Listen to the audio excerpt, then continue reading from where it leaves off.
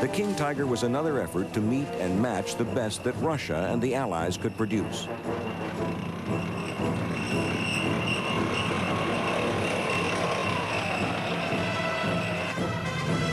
Although it had the protection of well-sloped armor up to 7 inches thick in places, the Panzer 6B was still underpowered.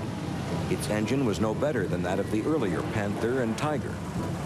Maneuverability, speed, and even reliability had all been sacrificed for armor protection and the heaviest firepower available. The King Tiger was designed to dominate the battlefield, and it was an impressive vehicle. Its sheer size allowed it to ford streams of over 5 feet deep or cross a trench over 8 feet wide. It outstripped the Tiger I for the title of the biggest, best protected, and most heavily armed tank of the war. In fact, its firepower and armor would do justice to a modern main battle tank. The 88mm gun was an improved version of the one carried by the Panzer VI. It had a longer range and was more accurate and harder hitting. Its projectiles could go through 7 inches of armor plate at a distance of 500 yards. The powerful gun worked well for a defensive battle, but the Tiger II was severely limited by its size and weight when fighting on the offensive. It could not move quickly into the attack or maneuver in close quarters. Only 480 King Tigers were ever completed, and most ended up as practice targets for the Allies.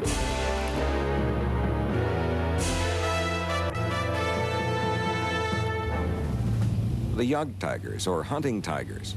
These were the product of the usual German practice of installing a larger gun on a current heavy tank to create self-propelled artillery or tank destroyers. The basic chassis was that of the Tiger II, but the hunting tigers carried an enormous 128mm gun. This fired an armor-piercing shell which weighed no less than 63 pounds, making the Jagdtiger the most powerful German vehicle of the war. The size and weight of the Jagdtigers were a liability from the beginning. The same underpowered engine used in the Tiger II had to work twice as hard, and engine and transmission breakdowns were common. The tank destroyers could reach a top speed of only 20 miles per hour, and under battlefield conditions, the Jagdtigers were lucky to manage 7.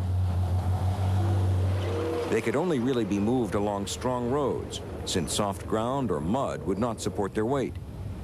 Crossing bridges and streams was a nightmare. Fuel consumption and range, although supposedly the same as the Tiger II, were actually much worse than expected. Mobility was not the greatest concern for the Germans. Hunting tigers were used mostly as defensive weapons by the time they entered service. Their frontal armor was almost 10 inches thick and could stand up to anything an enemy could fire at it. Hunting tigers were used mostly during the final retreat into Germany and delaying actions along the Western Front as the war came to an end.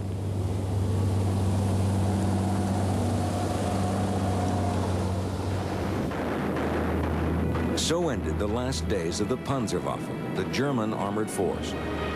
The elite units designed to strike at the heart of Allied defenses for swift and decisive victory were forced to stand and fight for every inch of ground they had left.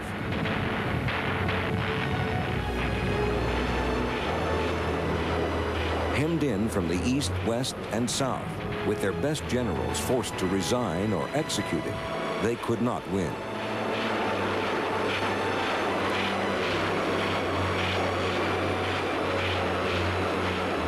No number of new tanks or weapons could stem the tide of Allied firepower and air power.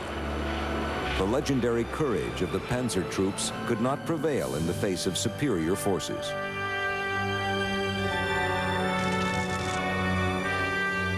The burned-out wrecks of Nazi ambitions were gathered up as scrap metal or left to give testimony to the bitter fight they could not win.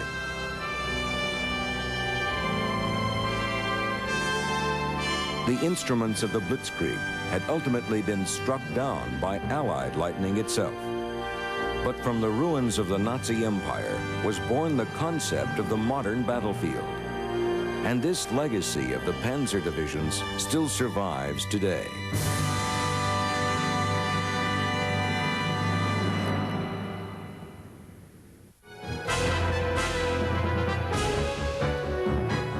Coming up Wednesday on Discover Magazine, the human brain. If we don't use all of it, can we function with only half of it? Doctors say yes. In fact, technology is answering the questions about our true brain power. Brainstormers, this week on Discover Magazine.